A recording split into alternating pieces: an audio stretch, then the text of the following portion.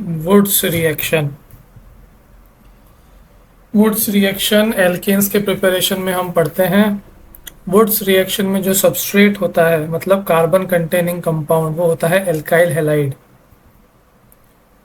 Are x. यहाँ पे हम आर सी एल से समझेंगे। रिएजेंट जो यूज होता है वो होता है sodium in dry ether. Dry ether यहाँ पर एक सॉल्वेंट है। प्रोडक्ट क्या बनता है, यहाँ पे जो प्रोडक्ट मिलता है वो मिलता है एल्केन। तो Wurtz reaction is used for production of alkene.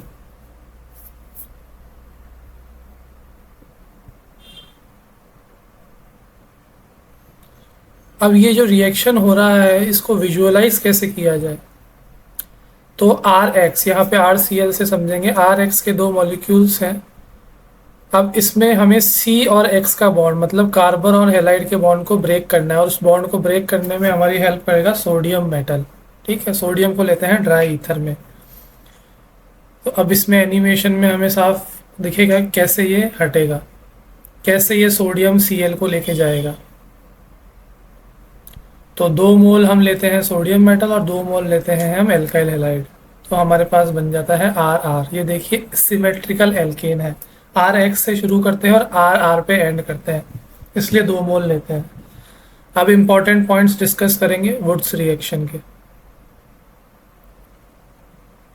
Rate of reaction inversely proportional होती है स्टेरिक हिंड्रेंस के, मतलब ज़्यादा क्राउडिंग होगी अगर आर ग्रुप पे तो रेट उतनी कम होगी। मिथाइल हैलाइड की प्राइमरी हैलाइड से, प्राइमरी हैलाइड की सेकेंडरी हैलाइड से ज़्यादा होती है rate of reaction.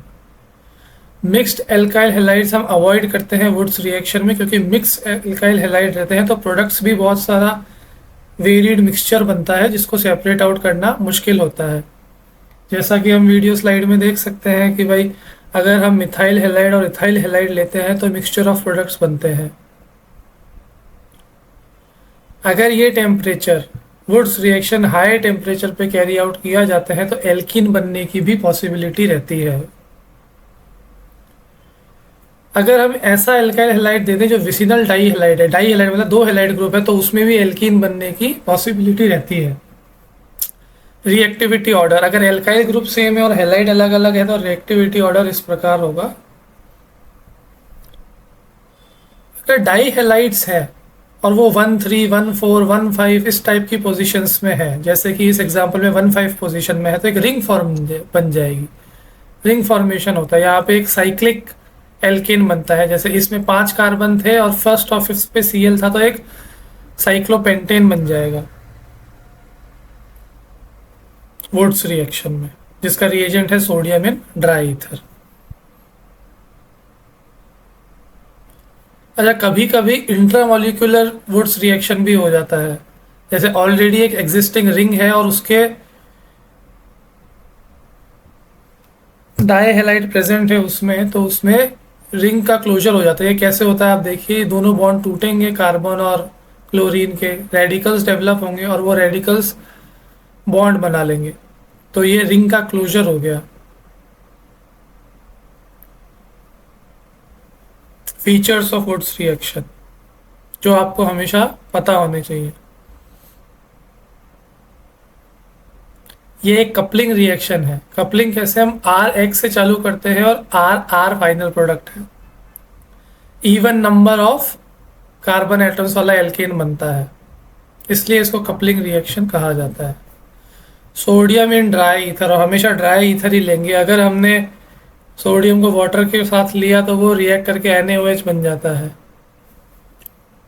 Symmetrical alkanes ही बनेंगे इसमें, और हाई टेम्परेचर पे रिएक्शन कैरी आउट करेगा तो डिस्प्रोपोर्शनेशन होगा और एल्कीन बनेगा। 1 3 1 4 1 5 1 6 या 1n पोजीशन पे अगर है डाई हैलाइड्स तो साइक्लो एल्केन्स बनते हैं। इस रिएक्शंस की कुछ लिमिटेशंस भी होती है कि इससे कभी मीथेन भी नहीं, कभी सिंथेसाइज नहीं किया जाता, क्योंकि मीथेन में तो सिंगल कार्बन होता है। टर्शरी एल्काइल हैलाइड्स जनरली हम इसमें नहीं लेते हैं क्योंकि वो रिएक्शन शो नहीं करते हैं स्टेरिक फैक्टर्स की वजह से। अनसिमेट्रिकल एल्केन्स तो इससे बन ही नहीं सकता है। ये थी इसकी लिमिटेशंस। Thank you.